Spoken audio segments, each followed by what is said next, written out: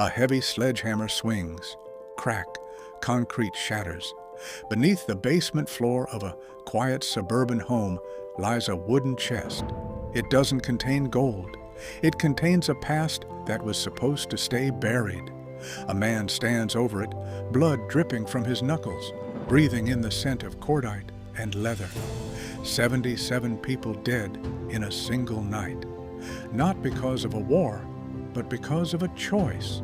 The world thinks he's a monster. The high table thinks he's an asset. But in this moment, he is just a man whose silence has finally run out. Tasked with an impossible task. The bodies he buried that day laid the foundation of what we are now.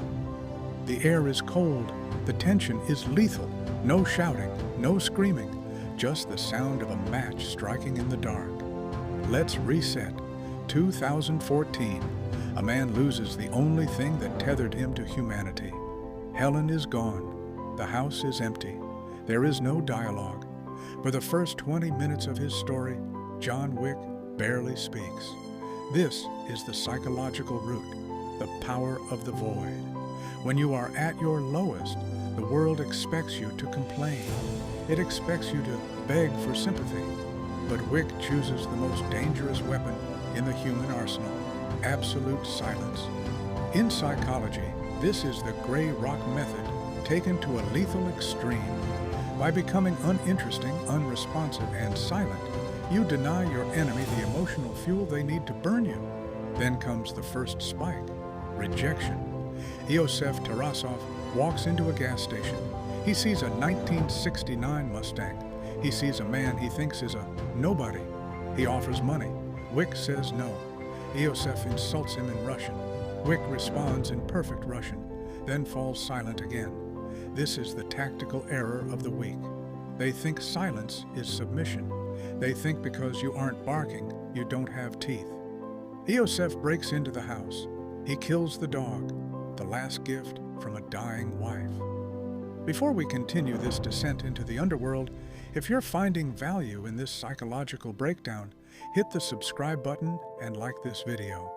It helps us keep the lights on in the Continental. The transition begins, the transformation from a grieving widower to the Baba Yaga. Most men, when disrespected, react with ego. They yell, they post on social media, they seek validation. Wick seeks a sledgehammer. According to the 48 Laws of Power, Law 4 states, always say less than necessary. When you speak, you reveal your limits. When you're silent, you appear limitless. Look at the data. In the first movie, John Wick has only 484 words of dialogue. Yet, he kills 77 people. That is a ratio of 0.15 words per kill. He isn't talking his way into respect. He is carving it into the environment. The legendary moment, the identity peak, the story of the pencil. 3 men in a bar, 1 pencil, no survivors. This isn't just a cool story, it's a psychological anchor. In negotiation and conflict, your reputation does 90% of the work before you even arrive. Wick's silence allows the legend of the pencil to grow. Silence is the canvas upon which your enemies paint their own fears. But then, the downfall, the violation of the rules. In Chapter 2, Wick kills Santino D'Antonio on continental grounds. He lets his emotions override the rules. The result? Excommunicado, a $14 million bounty, every clock in New York City ticking against him. The physical pain is visible now. Stitches in a back alley, a finger cut off in the desert as a sacrifice to the elder. He is vulnerable, he is bleeding, he is human. But here is the universal lesson. Survival isn't about winning every fight, it's about outlasting the disrespect. In Chapter 4, the stakes hit their absolute peak.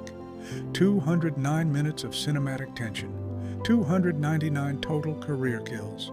He is exhausted. But notice his face during the duel at sunrise. Total stillness. When someone disrespects you, they are trying to steal your peace. They want to pull you into their chaos because they cannot handle your calm. By remaining silent, you keep your peace and you keep your power. You become the observer, not the victim. John Wick didn't return to the underworld because he loved killing. He returned because he was a man of focus, commitment, and sheer will, traits that are forged in the quiet. If you want to handle disrespect, don't raise your voice. Raise your standards. Be so efficient, so disciplined, and so silent that your presence alone demands the room's attention. The story ends not with a trophy, but with a gravestone that simply says, "Loving husband." Achievements fade. Legends are distorted. But the character you build in the silence, that is immortal. Be the man who doesn't need to explain himself. Be the one who simply is. If this story moved you, make sure to like and subscribe for more cinematic biographies.